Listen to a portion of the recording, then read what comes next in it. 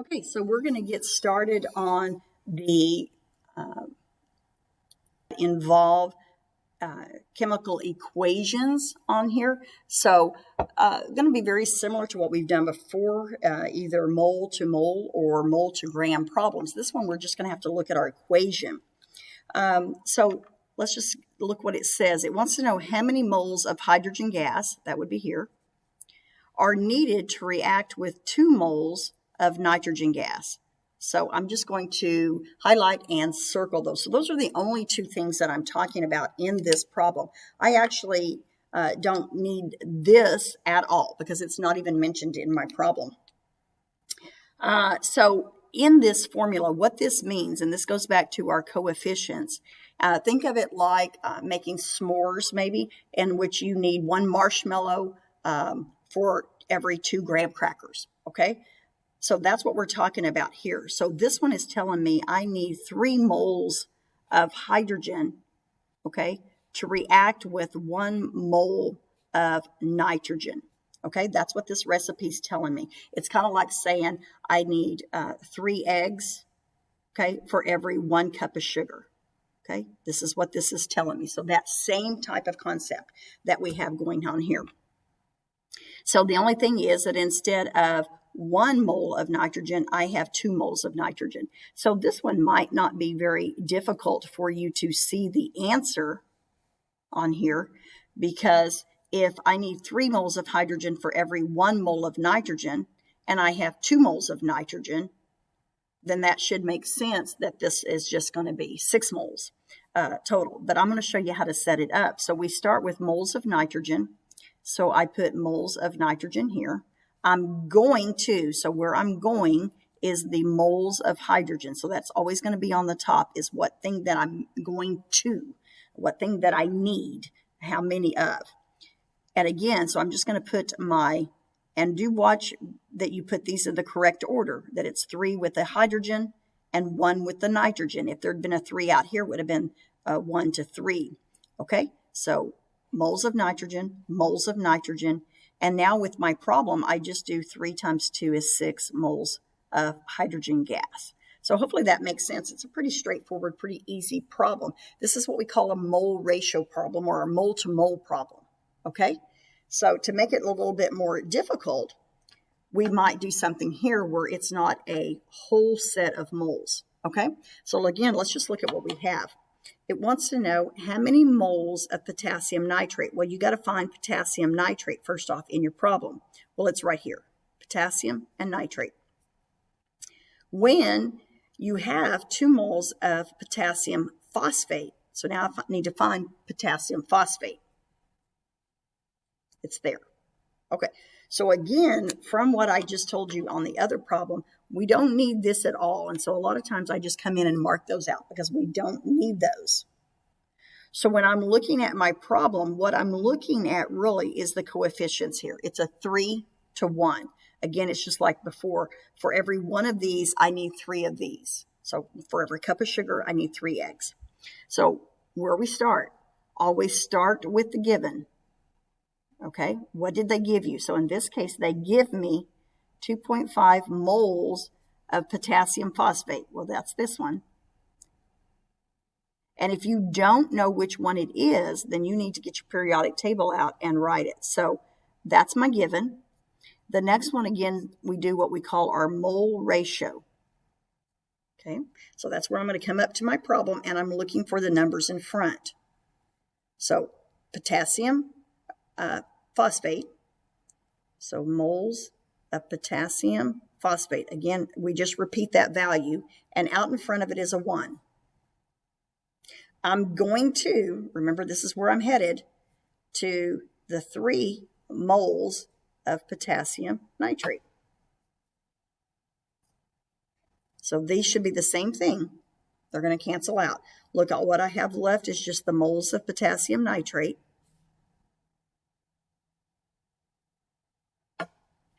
And I'm just going to do the multiplication. So 2.5 times 3 would give me 7.5. Okay, and I'm done there. Okay, Now, the next one we're going to do is just going to go one step further, okay? Because instead of moles, it now gives us grams of lithium nitride.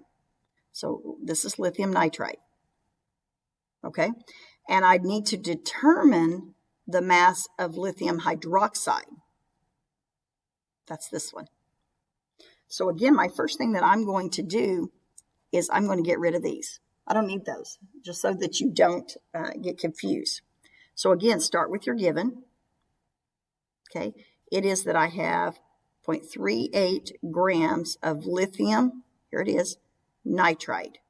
Now, we're going to add more steps here because, again, remember this is a mole ratio we talk about, mole ratio. Okay, that's my 1 to 3. But this is given to me in grams. So I first must do a gram to mole conversion. Okay, that's my next step. So that's where I need to go in and I need to find my molar mass. Okay, I need molar mass here. So I'm going to have to go in and find my molar mass of lithium nitride. Now, I'm not going to do this whole problem for you. I'm just going to set it up for you. So grams of lithium nitride. And that, again, is for 1 mole. Now, you need to go find this number. Go figure out what 3 lithiums are, add it to 1 nitrogen, put that number right here. Okay? Now we have this in moles. So now I do my mole ratio. So again, I have moles of lithium nitride. See? Moles, moles. And I'm going to, so this is my mole ratio. Okay, whoops. I'm going to moles of lithium hydroxide. I also call it kind of the switch. We're switching compounds, 1 to 3. Again, moles of lithium nitride cancels. See how that works? I'm now to moles of lithium hydroxide. But again, guys, the question says determine the mass. It means I want grams. Okay, so again, we're doing our gram to mole conversion, but this one we're going to do the opposite direction. Okay, moles to grams, but we still need molar mass. Okay, you cannot do a gram to mole conversion or a mole to gram conversion without molar mass. So again, 3 moles of lithium hydroxide. So moles of lithium hydroxide. Remember, molar mass is always for 1 mole. Grams, lithium hydroxide. Again, I'm going to need to come in and find that molar mass. So you're going to do 1 lithium, 1 oxygen, and 1 hydrogen and put that number there. Okay? Now, how do I work this? So what I would do is I would multiply across 0.38 times 1 times 3 times whatever your molar mass is. And I would put that number right here. That's what I would do. Okay? Then I would do the same thing in the denominator. Okay, I'm going to multiply all this together. So I'm going to take the molar mass of lithium nitride times 1 times 1. So it's just going to be the mass of lithium nitride. Okay, when I'm done, I have a problem over here, and I'm just going to divide these out. Divide numerator by denominator, and that will give you grams of lithium hydroxide. Okay, now do watch your significant digits. You should only have 2 in your answer. Only need 2 here. Okay, so I'll let you work all that out. So I would suggest you pause the video, work all that out on there before you go on to the next problem and see how well you do.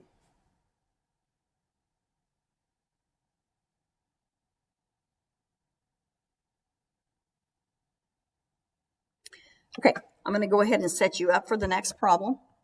I'm not going to work it all the way out. This is exactly like number 32. Exactly like 32. The only thing different is it tells you 2 different amounts. So it says if you have this, so this is your given, 35.60 grams of sodium hydroxide, but you're also given this one.